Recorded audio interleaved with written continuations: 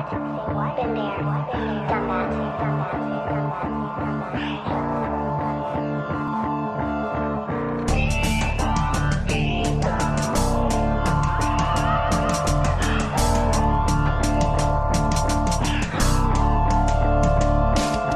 Nagsusunog ng kilay habang hawak lapis at papel na sana balang araw mapansin din ni Aristotel. Puyat pagod at trabaho ang puhunan sa pangarap. Di nabali na mabagal ang pag-usad ko sa lawa ng aking tatahaking bag makita ang liwanag. Ilang pulos ng pawis at kalyo sa aking palad. Sagwan kahit malakas ang hangin at alon ng dagat. Langoy mabutas man bangka diretso sa pagtaha. Bawat pagkakataon ay di ko papalagpasin. Bumilang man ng sobrang haba ay aking tsatsagain. Bilad sa araw at maghapon ko man to na hintayin. Kung ano man maging resulta ay aking tatanggapin. Tuloy pa din sa pag-abante. Sama na ko dali na kapalaran. Malubak man aking nilalakar, patungo pa rin sa aking panuntahan. Makatapak man ako ng mga bubog sa aking dadaanan. Ay kung piindahin, patuloy pa rin ako sa bawat laban. Alam kong madami pang madadanasan na pagkadapa. Sa simula na sa baba, tadhana na magtatakda. Kapos man tira o lakda, hindi naman yung masama. Ang importante meron natutunan kesa sa wala. Wala akong mapapala kung laging nakatunganga. Kinikilusan ko, hindi puro lang ako salita. Sa bawat parating biyaya, sipag lamang at syaga.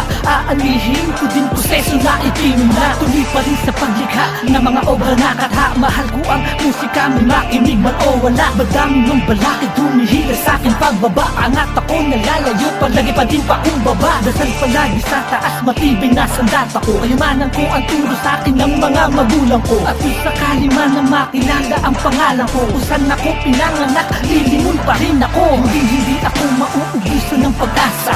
Susugal ako hanggang sa aking makakaya. Pinaghihirapan ko at di sa swerte umaasa. Matalo man sa una aking dito makukuha. Tagumpay na hinahangat sa kamay ko din lalaban. Maubusan man tunog sa hindi ko papaawa. Sana yun hahayaan kong tadhana ang magulat. Kung ano ang kapalaran ko sa aking bawat sulat. Malalim pa ang buho kahit bago matuklas. Sana'y nakatago na diamante sa akin magpapatinang. At kung dumating man yung araw na ikay matagpuan, salamat sa Panginoon dahil siya ang naging daan.